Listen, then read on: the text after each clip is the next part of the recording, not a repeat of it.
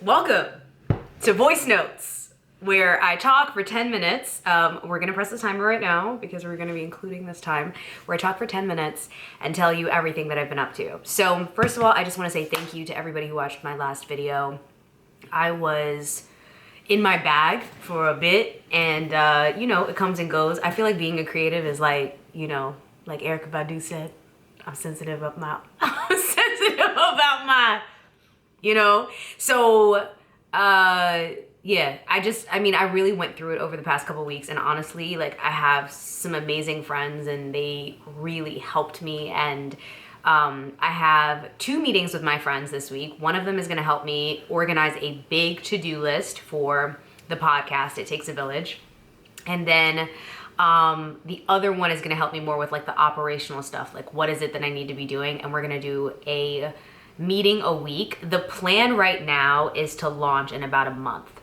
So I already have, we just recorded the 10th episode last week, and I have 2 more in mind. They're already booked and I will be filming them in May. The show is going to be released every 2 weeks. So that gives me a little bit of a buffer because then I can kind of take into consideration. So let me just say this. So last week I was talking about exploring Harlem and how it was just one of those things where creatively I felt like it wasn't received in the way that I really wanted it. Like it didn't go as far as I wanted it to go. And I'm aware that that makes it seem as if I'm not grateful. That is very not true. I am incredibly grateful for everybody who has shared it and has wanted to, make it something like what I intended it to be, But that being said, there's one thing that I did do in that show that I did not really think about. To me, I was like, okay, I want to make sure I have everything done before I actually launch, so that way everything can be in like automation. But the reality is like the only way to do automation properly is if you have an idea of how the audience is going to receive it. So something that I'm going to be playing around this time with is going to be marketing. So what I mean by that is figuring out how many clips to actually create. Like I need to create social media clips for each episode. By the way, I just want to tell you, the guest that I had last week was incredible. I feel like, I know I've already recorded 10 episodes and I feel very good about all of them, but there was something about last week's episode where this specific guest, I can't wait for you to meet her, was just so open. Like she shared so much and so openly and so freely. And it really, really felt so good. And it had been a couple weeks since I'd recorded an episode, probably about, actually more than a couple weeks. I think it had been like a couple months since I had recorded an episode, maybe like a month and a half. And this just reminded me like, oh gosh, I'm really doing what I'm wanting to do. Like I'm doing something that makes me super happy. And that was really, just checking the time. So I feel good. I feel good about everybody, but there was something about last week where I was just really ready to receive what she was giving, and I really felt like I was in my zone. I felt like I was in my element. So I think it's something to say about that idea of 10,000 hours, right? Like you put in your 10,000 hours and then eventually you're like the expert, right? And I'm obviously not a 10,000 hour expert of doing conversational podcast type content at all, but I felt like I got into a little bit of a groove, and that just made me really happy. That made me incredibly happy. It made it just feel like, wow, this is not work. It's never felt like work, but it felt like, ooh, like automation. But anyways, going back to marketing. So when I worked on Exploring Harlem, one of the things I did was I created a lot of separate clips for the show. So many clips actually, where I feel like people probably felt like they didn't even have to watch the show because they could just watch the social media clips.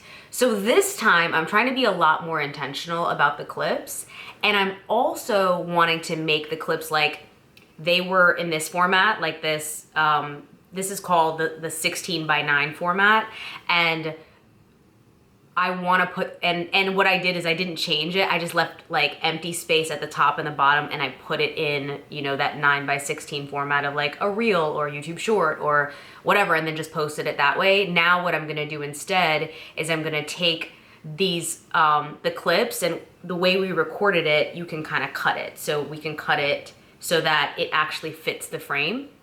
And I'm going to actually utilize that type of technique instead. And I think it'll resonate because it'll feel more native to people whenever they actually absorb it. But I wanted to share that a couple different things that I have been up to aside from work is I'm back on my sulfur 8 journey. If everyone thought this was so hilarious, but sulfur 8 is it's a very intense smell. I'm not gonna hold you. It's a very intense smell, but something that had happened to me is that I was like slicking my hair back so much, especially when I was younger, that I had just incredibly dry scalp and things that were happening to my scalp. And it was just like, it was really uncomfortable. And also I just couldn't wear any styles because, you know, if you do a weave, then my scalp gets too dry. If I did braids, then my scalp would get too dry. And it's like, there's nothing more, I don't know why it's so embarrassing to have dry scalp.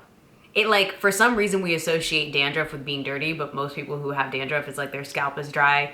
So they're probably overwashing or whatever, but for some reason it's embarrassing to have dry scalp. It's like a problem. So I felt like I couldn't do any styles and things like that. Anyways, the reason why I bring this up is because if you're having any dry scalp issues, I feel like there's something about this. This is my idea. Now, this is not backed with science, okay? So do not quote me. But let me just say this. I think what happens is it kind of like smothers the scalp and it kills whatever like fungus or yeast or whatever that is growing on your scalp, which sometimes is what dandruff comes from.